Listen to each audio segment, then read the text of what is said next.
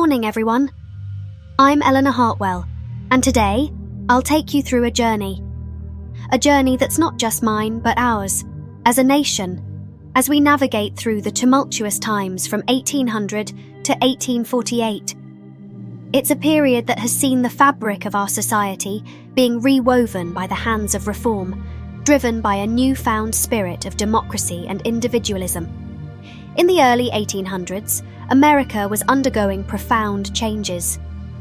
The market revolution, as it's now known, wasn't just about the machines, the canals, or the railroads.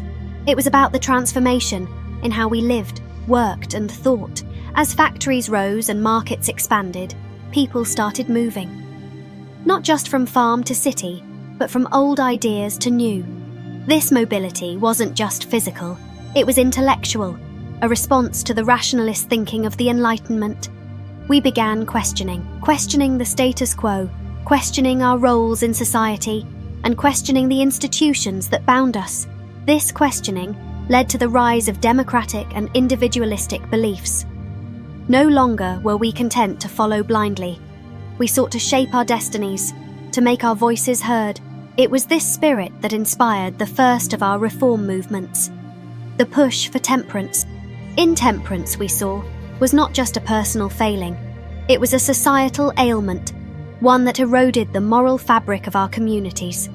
Voluntary organisations sprang up across the nation, dedicated to promoting sobriety, not through legislation, but through persuasion and example. These societies were the first to show us that change at an individual level could lead to societal transformation. But our quest for reform didn't stop there. As we became more connected, both through our travels and our reading, we became increasingly aware of the injustices that blighted our nation, the plight of the enslaved. The chains that bound them both physically and metaphorically could no longer be ignored. Abolitionist movements gained momentum, especially here in the North. It was a gradual process, yet, through the tireless efforts of countless individuals, we began to see change.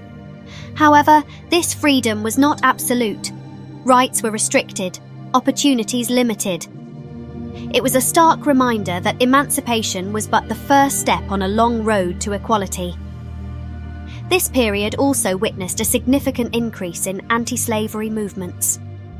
Organisations, meetings, publications, all dedicated to the cause of abolition, became more prevalent.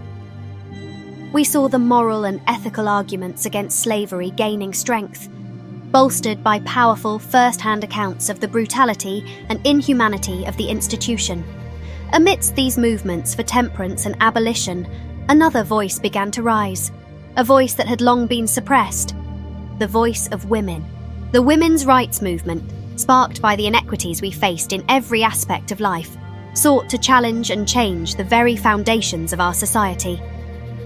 The Seneca Falls Convention, held right here, was a declaration of our discontent and our determination.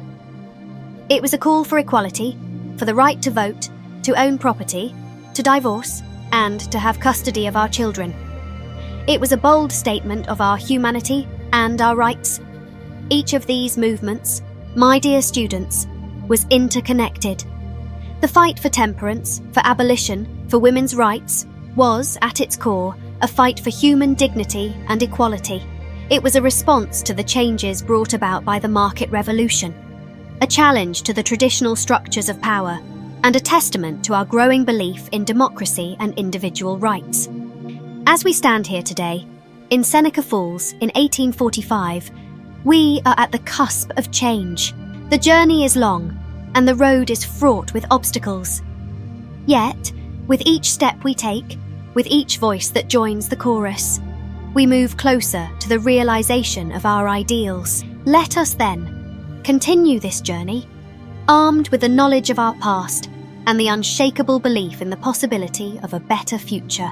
Let us carry forward the lessons of our history, and let us never cease in our pursuit of reform, of justice, and of equality.